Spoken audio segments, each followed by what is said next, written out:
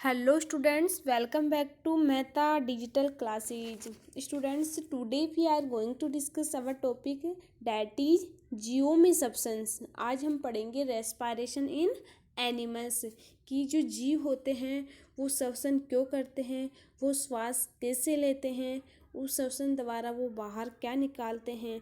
ठीक है, उनके बारे में हम इस चैप्टर में डिस्कस करेंगे। स्टूडेंट्स, इस टॉपिक में इस चैप्टर में हम विभिन्न टॉपिक है जिनके बारे में डिस्कस करेंगे। हमारा फर्स्ट टॉपिक है इस चैप्टर में हम श्वसन क्यों करते हैं। ठीक है, श्वसन करने के कुछ कारण होते हैं, उनके बारे में डिस्कस करेंगे। इसके बाद सेकंड टॉपिक है श्वसन क्या होता है।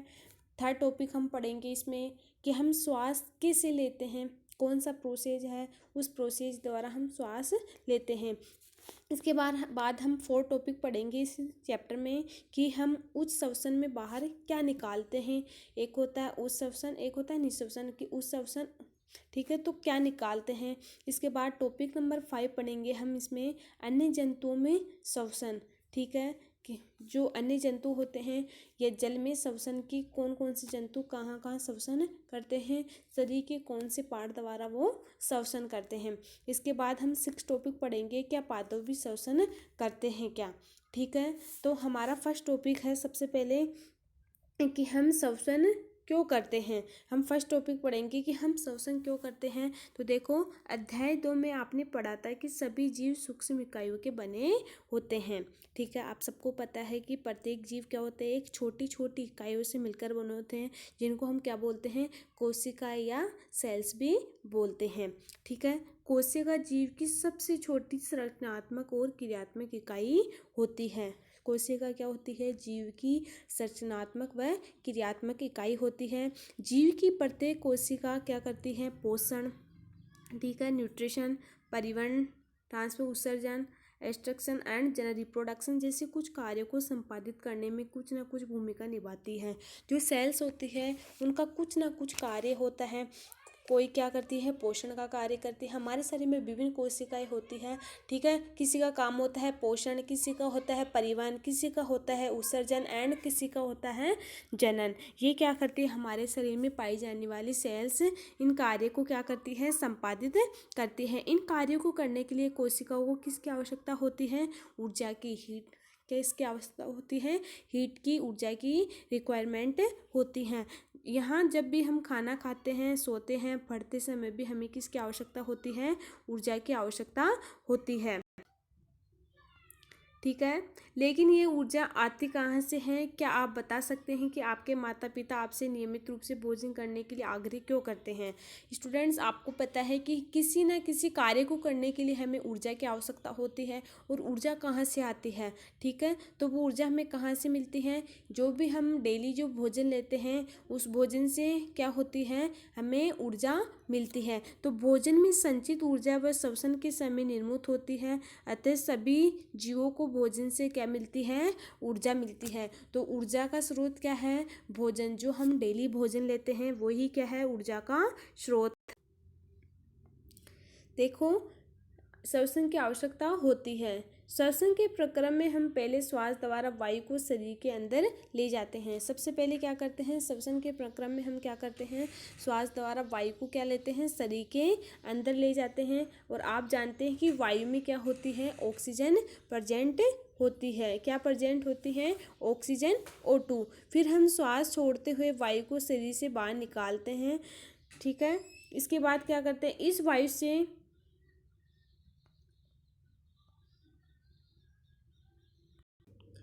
ठीक है, हम जानते हैं कि वायु में क्या प्रेजेंट होती है, ऑक्सीजन प्रेजेंट होती है।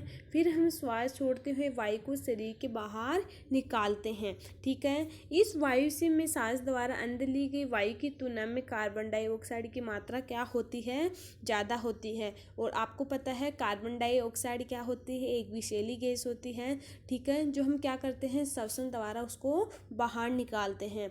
ठीक है, हम श्वास लेने में किसको लेते हैं, O2 को अंदर लेते हैं, और श्वास छोड़ते समय CO2 को बाहर निकालते हैं। ठीक है, अर्थात ये कार्बन डाइऑक्साइड समृद्ध होती है। और आपको पता है कार्बन डाइऑक्साइड क्या होती है, CO CO2। समझ में आ गया। हम जिस वायु को श्वास द्वारा अंदर लेते हैं उसमें उपस्थित ऑक्सीजन शरीर के सभी भागों में अंततः प्रत्येक कोशिकाओं में ली जाती है। आपको पता है हमारी प्रत्येक शरीर की जो प्रत्येक कोशिका हो उसमें ये ऑक्सीजन शरीर के सभी भागों में ली जाती है। कोशिकाओं में यह ऑक्सीजन भोजन से विखंडन से सहायता करती है। कोशिकाओं में ये ऑक्सीजन क्या करती है, भोजन का जो विखंडन होता है उसमें भी हमें क्या करती है, हेल्प करवाती है। कोशिकाओं में भोजन के विखंडन के प्रक्रम में क्या होती है, ऊर्जा मुक्त होती है। इन्हें हम क्या बोलते हैं, कोशिकीय श्वसन भी बोलते हैं। सभी जीवों की कोशिकाओं में कोशिकीय श्वसन होता है। क्या होता है, सभी जीवों की जो कोशिकाएं होती है उसमें कौन सा श्वसन होता है, कोशिकीय श्वसन होता है। और आपको पता है कोशिकीय श्वसन क्या होता है, कोशिका में भोजन के विखंडन के प्रक्रम के द्वारा ऊर्जा का मुक्त होना ही कोशिकीय प्रक्रम कहलाता है। ठीक है, इसके बाद बात करते हैं हम कोशिका के अंदर भोजन ग्लूकोज ऑक्सीजन का उपयोग कर कार्बन डाइऑक्साइड और जल में विखंडित हो जाता है। जो ग्लूकोज क्या करता है, ऑक्सीजन की प्रेजेंस में O2 की प्रेजेंस में जब रिएक्शन करता है तो क्या करता है, कार्बन डाइऑक्साइड CO2 और जल विखंडित करता है। ठीक है, जब ग्लूकोज का विखंडन ऑक्सीजन के द्वारा होता है तो उसको वायवीय श्वसन कहते हैं। आपको पता है श्वसन दो प्रकार का होता है, वायवीय श्वसन और अवायवीय श्वसन। वायवीय श्वसन का मतलब होता है जब में ग्लूकोज का विखंडन ऑक्सीजन की प्रेजेंस में हो, O2 की प्रेजेंस में हो तो वो वायवीय श्वसन, मतलब वायु की प्रेजेंस में हुआ तो वायवीय श्वसन। ठीक है, तो वायु की प्रेजेंस में होगा तो क्या क्या विखंडित होगा, कार्बन डाइऑक्साइड और H2O। और एक होता है अवायवीय श्वसन, वह जब ग्लूकोज का विखंडन क्या होता है, ऑक्सीजन की अनुपस्थिति में होता है तो अवायवीय श्वसन, मतलब ऑक्सीजन की अनुपस्थिति में हुआ श्वसन अवायवीय श्वसन कहलाता है। ठीक है,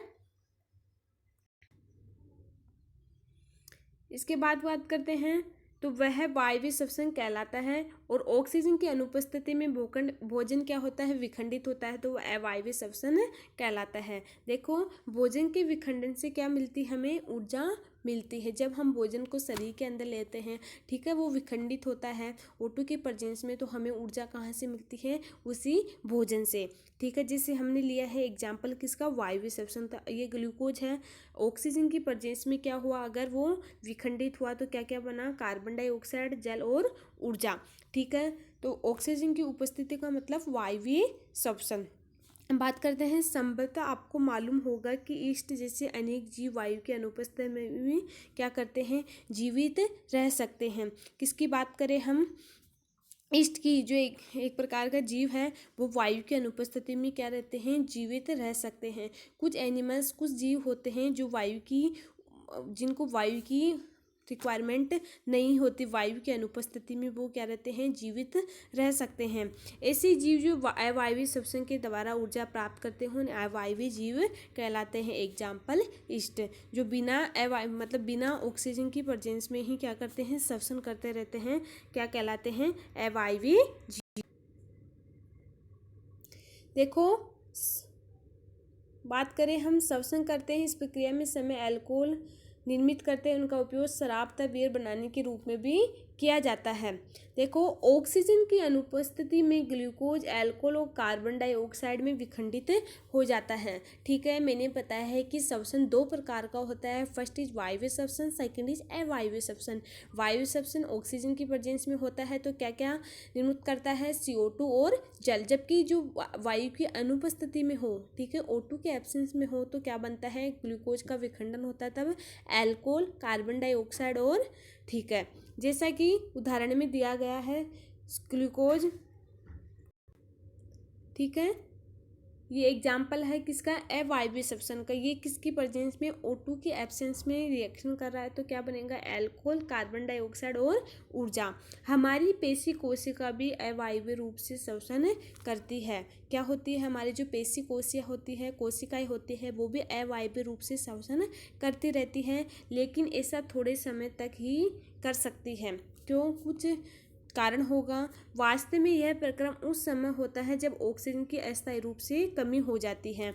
और ये हमें कब एहसास होता है कि हमारे अंदर ऑक्सीजन की कमी है? जब हम क्या करते हैं, बहुत तेज व्यायाम करते हैं या दौड़ते हैं, साइकिल चलाते हैं, टहलते हैं, भारी वजन उठाते हैं। तो इन कार्यों को करने के बाद ही हमें एहसास होता है कि हमें ऊर्जा की आवश्यकता है, हमें O2 की ज़्यादा से ज़्यादा आवश्यकता है। जैसे हमें एग्जाम्पल बात करें, बहुत देर तक व्यायाम करने, तेज़ी से दौड़ने, कहीं टहलने, साइकिल चलाने, भारी वजन उठाने जैसे अनेक कार्यों के लिए अधिक ऊर्जा की आवश्यकता होती है। ठीक है, लेकिन ऊर्जा उत्पन्न करने के लिए हमारे शरीर को ऑक्सीजन की आवश्यकता होती है। समझ में आ गया कि पेशी कोशिका भी अवायवीय रूप से श्वसन करती है। और हमें ऑक्सीजन की अस्थायी रूप से कब पता चलता है कि हमें ऑक्सीजन का रिक्वायरमेंट है? तो हम जब भी व्यायाम करते हैं, ठीक है, साइकिल चलाते हैं या भारी वजन वाले कोई भी वस्तु को उठाते हैं, तो हमें ऑक्सीजन की सबसे ज़्यादा आवश्यकता होती है। और उसी समय हमें एहसास होता है कि हमें ऑक्सीजन की रिक्वायरमेंट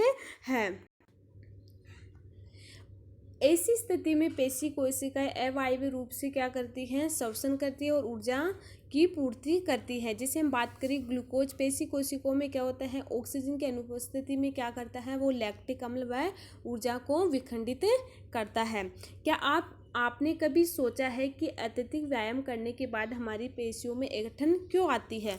आपने कभी सोचा होगा घर पे बैठ के कि हम अधिक से अधिक व्यायाम करते हैं तो हमारी जो पेशियाँ होती हैं, ठीक है, उनमें ऐंठन क्यों आ जाती है? तो उसका कारण क्या है?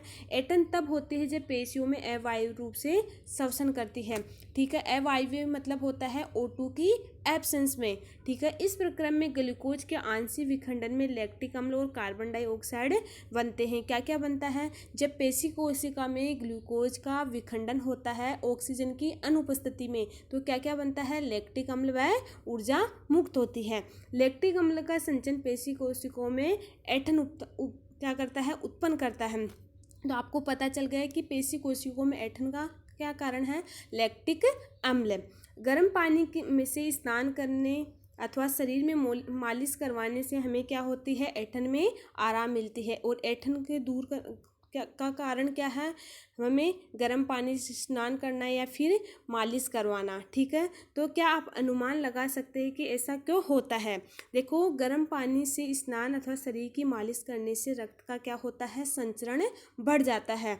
ठीक है, जिससे हमारे शरीर में जो भी ऐंठन आती है पेशी कोशिकाओं में अवायवीय रूप से श्वसन करने पे, ठीक है, लैक्टिक अम्ल की उपस्थिति में, तो वो क्या होती है? दूर हो जाती है। इसके परिणाम स्वरूप पेशी कोशिकाओं का ऑक्सीजन की आपूर्ति बढ़ जाती है। ठीक है, जो पेशी कोशिकाओं में जो ऑक्सीजन होती है उसकी मतलब वृद्धि बढ़ जाती है, ज़्यादा हो जाती है। ऑक्सीजन की आपूर्ति बढ़ जाने से लैक्टिक अम्ल का कार्बन डाइऑक्साइड और जल में क्या होता है? पूर्ण विखंडन हो जाता है।